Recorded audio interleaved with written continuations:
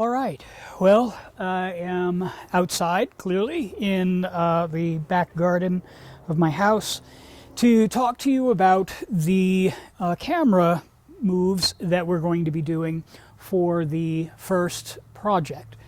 Now, this is really all about a technique that will build in a transition into your footage. It will certainly be a stylistic move that we're going to be doing.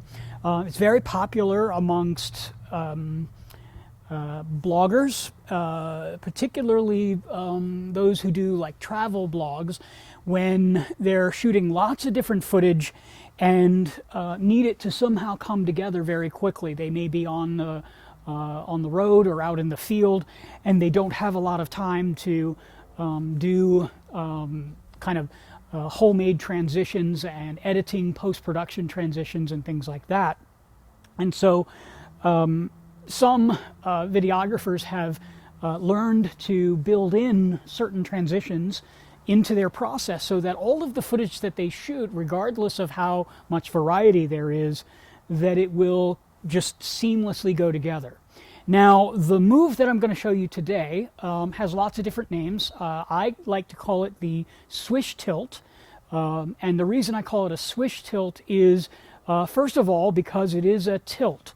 Now, what a tilt looks like in terms of a camera movement is when the camera is sort of positioned on the down like this, and it kind of moves up like this. When you're doing something like this is called a tilt, okay? That's a tilt. Don't mistake that for something where the camera is straight ahead and simply rises. That's something different. That's called a pedestal. A tilt is where you have the camera aimed at an angle down, and then it comes up like this. Now, the idea behind this this particular experiment that you're going to be doing is to capture lots of footage, various clips, to which you are beginning and ending the footage with what we call a swish tilt, which is a little bit quicker than we normally would tilt. Now, normally we would tilt the camera aimed down like this, and then we kind of raise it up like this to our shot. In a swish tilt, it's a swishing motion. It's much faster. In fact, you tend to have the camera even point at a more extreme angle, almost perfectly down like this, and then you move up like that. In a much faster movement than you would. Now, that still isn't very fast. You're down here and then you move up. The idea here is to be consistent from shot to shot as to how fast you do that. Okay? So every shot is going to begin that way. So here's how it would work. You would sort of map out your area. You'd figure out where you're going to go, what kind of shots that you're going to be making, and then you would begin that shot not by framing up your subject, but by having the camera aimed down. Then you would start recording. Okay, I'm starting to record with the camera aimed down. It's not even in focus because I've pre-focused on whatever my subject is inevitably going to be. So I start recording, I count to maybe 1, 2, 3, just to give myself a little bit of pre-roll, a little bit of room, and then I perform the swish tilt, which is simply up, like that. I mean, it's not a big deal. It's not even, like all that exciting to see someone demo that, right? But what it's going to do is it's going to build in this transition. Now, you'll begin to sort of move around. You'll move around and shoot, the footage that you mean to be recording, whether it's a bunch of ducks in a park or some person skateboarding or whatever it happens to be. You'll film all of that. And then when you have completed what you feel like is the main portion of your footage, you will end with another swish tilt, but this time up. Okay? So you will start your footage, start recording, and your camera is aimed down. Then you will flip up like that, do a swish tilt just like that, begin your footage. Then you're going to, at the end of your shot, you're going to switch flip up. Okay, you're going to switch tilt up, just like that. Then you will stop recording, right? Now, the next shot that you set up, you're going to do another clip somewhere, will begin again down. And then you will do the swish tilt up and continue to shoot the footage.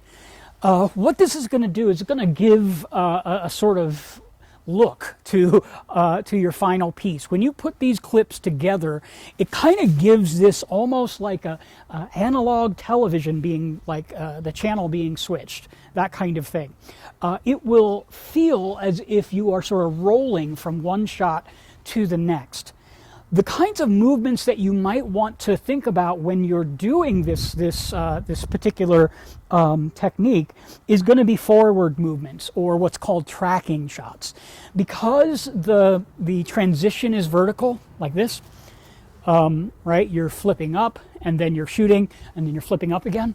Because of that, if you build in your camera moves where you are moving forward, right? That kind of linear movement is going to sort of lend itself to the sort of end posts that you've created with the tilt switch. Okay, so that's basically what you're going to be doing. You're going to be capturing a bunch of different clips that incorporate the Swish-Tilt activity at the beginning, whoop, at the end, whoop, just like that. And then we're going to be putting those together in post, and you will see remarkably how seamless and how elegant things go together, even when it happens to not be particularly cohesive footage.